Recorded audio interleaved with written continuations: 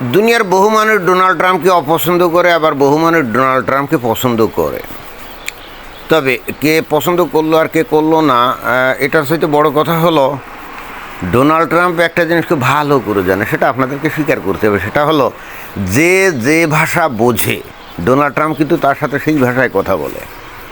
Political কারেক্টনেসের ধার ধারে না, ভদ্রতা সৌজন্যতার ধার ধারে না। ভাই, আপনি যদি অভদ্র হন, আপনি যদি কর্কশ ভাষায় কথা বলেন, আপনি যদি হুমকি ধামকি দেন, তো ডোনাল্ড ট্রাম্পও আপনার সাথে পাল্টা ওই ভদ্র ভাষায় বলবে না যে ভাই এইভাবে কথা বলা কি উচিত, বা ওই আপনার অনুভূতিতে কি আঘাত লাগলো না লাগলো এইগুলো সে কেয়ার করে না। কারণ আপনি যদি ডোনাল্ড ট্রাম্পের অনুভূতিকে আপনি যদি পাত্তা না দেন, তাহলে আপনার অনুভূতিকে পাত্তা দেওয়ার এত ঠেকাটা কিসের এই ডোনাল্ড ট্রাম্পের বলেন? এবং পৃথিবীতে এই ডোনাল্ড ট্রাম্পের আবির্ভাব এমন একটা সময় ঘটছে, এই বিশেষ করে শক্তিমত্তার ক্ষেত্রে, আমেরিকার এই প্রেসিডেন্ট পদে আসার ক্ষেত্রে, যখন গোটা পাশ্চাত্য সভ্যতা তাদের নিজস্ব আবিষ্কৃত পলিটিক্যাল কারেক্টনেস দ্বারা অনেকটাই প্রায় ধ্বংসের মুখে চলে যাচ্ছিল। পলিটিক্যাল কারেক্টনেস তাদের এতটাই আচ্ছন্ন করেছিল, আমি নিজেও তো দেখি যে পশ্চিমা দেশে এরা এখনও পলিটিক্যাল কারেক্টনেস দ্বারা ব্যাপকভাবে কিন্তু আবৃত, এবং এরা কিন্তু প্রকৃতপক্ষে এরা কারা তাদের শত্রু এরা বুঝতে পারে না, এরা আসলে বুঝতে পারে না। এবং একটু এদিক ওদিক হলেই তারা বলে এটা রেসিস্ট। হয়রাস তাদেরকে তাদের সাথে অন্য রাজ্যের মানে ঠিক এইরকম আচরণ করে, এটা অনেক ক্ষেত্রে তারা বোঝে না। বাট ডোনাল্ড ট্রাম্প একটা ব্যক্তি যে নাকি এই পাশ্চাত্য যে সভ্যতা তার রিভাইভ করার জন্যে বস্তুত আমার কাছে মনে হয় যে একেবারে সময়োযোগিতার প্রত্যাবর্তন। হ্যাঁ, এটা হওয়া উচিত না ভাই। আসল কথা হচ্ছে যে আপনি আমাকে ঘৃণা করবেন, এটা রেসিজম না, এটা রেসিজম না, আর আমি আপনাকে ঘৃণা করলে রেসিজম হয়ে যাবে, এটা মানে বিষয়টা কি? আপনি যদি আমাকে ঘৃণা করেন, আপনাকেও সেই পাল্টা ঘৃণা করা ছাড়া তো কোনো গতি নেই এখানে। এখন আমরা এমন যুগে বাস করি না যেখানে ওই যে হিন্দুদের চৈতন্যদেবের যে শিক্ষা, মেরে শেষ কলসি কানা তাই বলে কি প্রেম দেব না, জি না, এইটাই যুগ না। আত্মাবাদে সেই কলসিকানা যে মারছে সে কি সুস্থ মানুষ না অসুস্থ মানুষ, সেটাও তো দেখতে হবে, তাই না? আপনার আমি প্রায় উদাহরণ কিন্তু দেই, আপনার ঘরের মধ্যে মনে করেন রোগ জীবাণু বাসা বাঁধছে, তো আপনি এত দয়ালু যে হায় হায় হায় এই রোগ জীবাণু, এদেরও তো জীবন আছে, এদের যদি আমি মেরে ফেলি তাহলে আমার কি হবে? ভাই, এরকম দয়া দেখালে আপনি নিজেই মারা যাবেন রোগ জীবাণুতে আক্রান্ত হয়ে, ঠিক না? এই যে এতক্ষণ ধরে এই যে লম্বা চওড়া একটা তাত্ত্বিক বক্তব্য দিলাম কেন? কারণ হচ্ছে এই ডোনাল্ড ট্রাম্পের একটা একেবারে নগদ একটা বক্তব্য, নগদ একটা ঘটনা, যে তার ওই যে ট্রুথ সোশ্যাল আছে না, তার নিজস্ব সোশ্যাল মিডিয়া আর কি, তো সেখানে সে দিয়েছে, কি দিয়েছে আমরা সেটা একটু পড়ি। ডোনাল্ড ট্রাম্প একেবারে নগদে এই কথাগুলো বলছে। কি বলছে? যে Tuesday will B A power plant day and a bridge day, all wrapped up in one in Iran. মানে কি টুয়েসডে অর্থাৎ আজকে এখানে তো এই যে সোমবার, হ্যাঁ এই যে সোমবার, এখন আমি যেখানে আছি সেখানে হলো 11:30 বাজে প্রায়। তো আজকে সোমবার, কালকে মঙ্গলবার, মানে টুয়েসডে, কালকে মঙ্গলবার। ওই মঙ্গলবারটা হবে কী ডে? Power plant day. আর কী ডে হবে? Bridge day.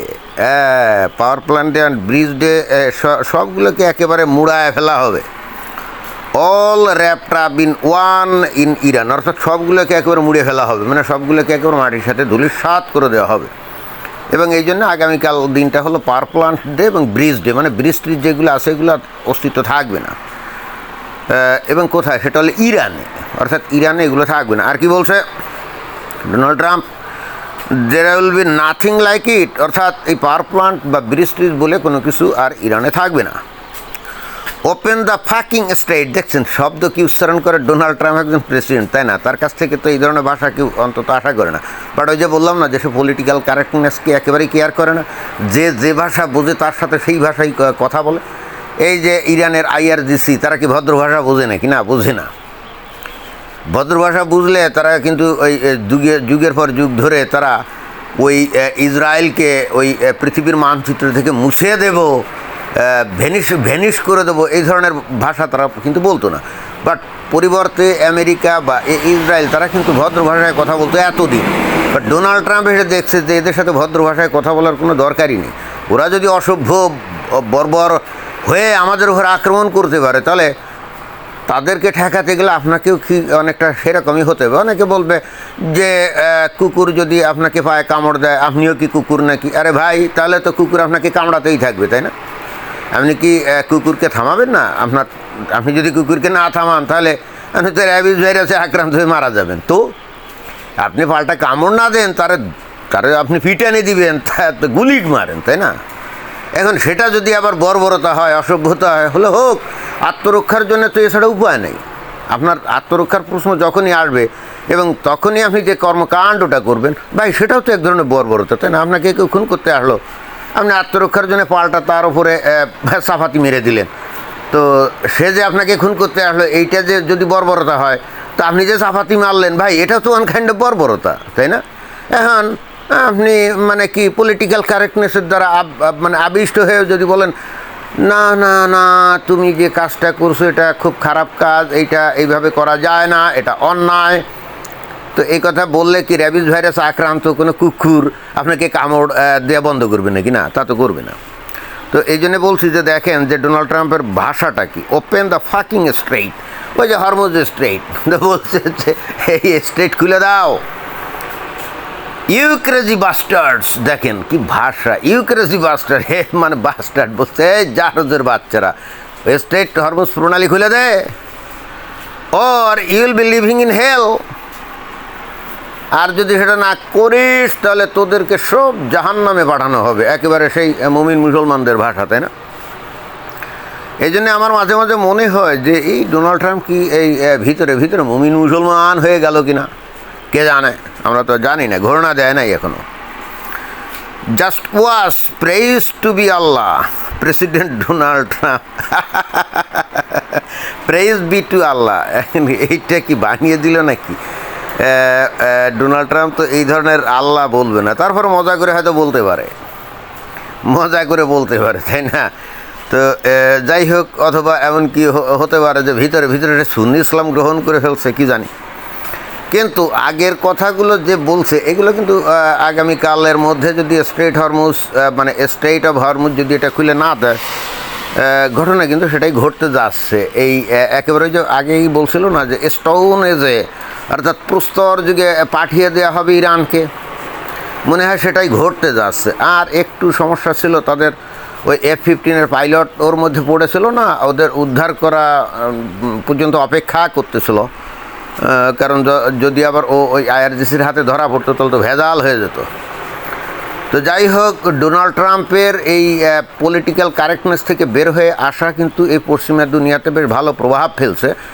এই যে যেমন ধরেন যে ইতালিতে 2 দিন আগেই তো দেখলাম যে ওখানে এক পাকিস্তানি হুজুর, সে ওই ইতালিতে ভিসা নিয়ে আসছিল ইমাম হিসাবে, মানে মুসলমান যারা তাদেরকে ওই নামাজ টামাজ পড়াবে, তো সে মসজিদে বসে ইতালিতে বসে বাক স্বাধীনতার সুযোগ নিয়ে বলছে যদি নারীদের বয়স মানে মেয়েদের বয়স 9 হয় তাহলে তাকে বিয়ে দেওয়া যাবে। ব্যাস, এই খবর যখন ইতালীয় সরকারের কানে গেছে, ধরে এনে এখন আর কোনো ওই বিচার টিচার নেই। এই যে পরিবর্তনগুলো, আগে কি করতো, এর ধরে এনে কোর্টে সুপর্দ করতো, তারপরে এটার এগেনস্টে বিচার টিচার, এটা মাসের পর মাস বছরের পর বছর যেত। এখন এরা শর্টকাট হয়েতে চলে গেছে যে এই ধরনের কোনো কথাবার্তা বললে সাক্ষী আছে, ব্যাস, হ্যাঁ, অত্যাচার নির্যাতন কিছুই করে না, ধরে এনে সোজা বিমানে তুলে দিয়ে পাঠায় দেয়, তার ভিসাটা রিভোক করে দিয়ে যে যাও, যেখান থেকে আসছো সেখানে গিয়ে 9 বছরের মেয়েদেরকে বিয়ে করো, যাও। এই ধরনের অসভ্য কথাবার্তা ইতালিতে চলবে না, পাঠিয়ে দিয়েছে। তারপরে এই আমেরিকাও তো একই কাজ করছে, ওই কি ওই আলী লারেজানি নাকি ওই আয়াতুল্লাহ খোমেনির কি না, আয়াতুল্লাহ খোমেনি না, কে জানি মারিয়ে ফেললো একটা IRGCর একজন নেতা। তো তার কি করছে, ও সুলাইমানি, কাশেম সুলাইমানি, তো কাশেম সুলাইমানির মানে ভাগ্নি আর তার নাতনি এই আমেরিকাতে ছিল, দিব্যি রঙ্গ তামাশার জীবনযাপন কাটাচ্ছিল। আবার ভিতরে ভিতরে ওই আমেরিকার সৈন্য কোথাও মারা গেলে আবার উৎফুল্ল হয়ে সেটা আবার প্রকাশও করে দিচ্ছিল। ব্যাস, ধরে এনে সোজা তার করছে, মানে এখন মনে হয় যে তার ওই সিটিজেন হয়ে গেছিলো, এটা রিভোক করছে এবং এখন মনে হয় যে চালান করে দিবে। হ্যাঁ, এটাই হওয়া উচিত। ভাই, তুমি আমার দেশে আসছো, আমাদের দেশকে ভালোবাসো না, আমার কালচারকে ভালোবাসো না, খালি রঙ্গ তামাশা করবে আর বাক স্বাধীনতা মানে তুমি আমাদের ঘৃণা করবে। জি না, এটা বাক স্বাধীনতা না। মুমিন মুসলমানদের সমস্যা হলে তারা বাক স্বাধীনতা মানে অন্যকে ঘৃণা করার অধিকার তারা পায় বলে বিশ্বাস করে, এটাই।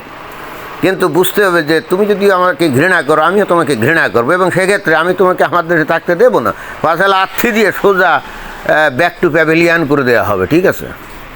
তো ডোনাল্ড ট্রাম্প এখন বলছে যে আজকের দিনটা শেষ সময়।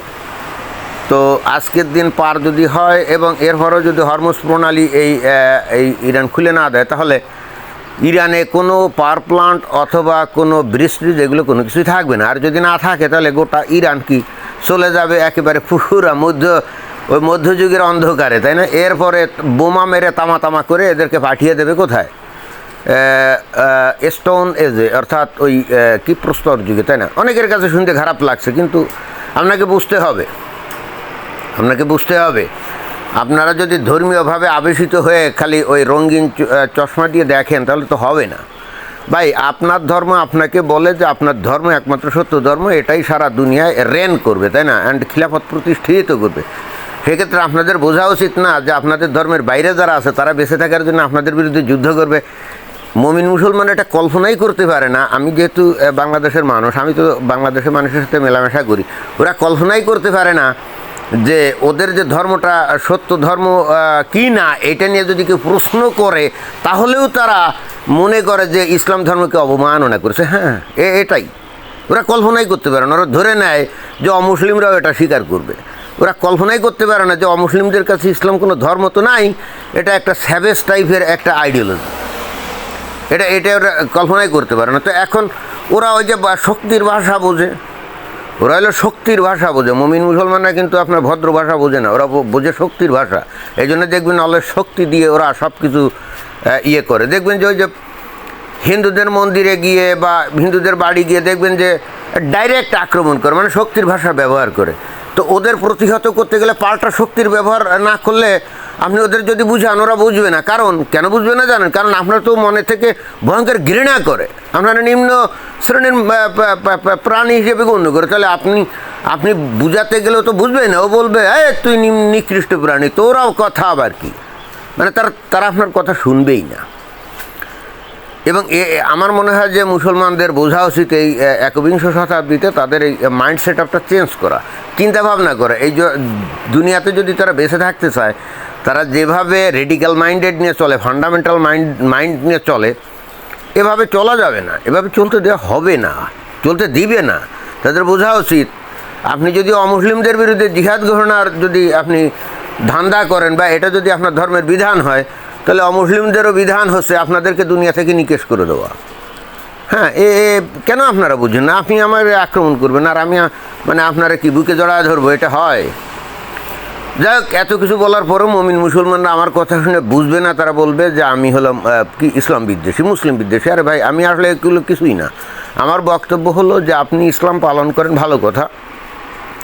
এখন এই ইসলামটা আসলে ধর্ম নাকি রাজনৈতিক আদর্শ, প্রথমে আপনাদের সেটা ডিফাইন করতে হবে।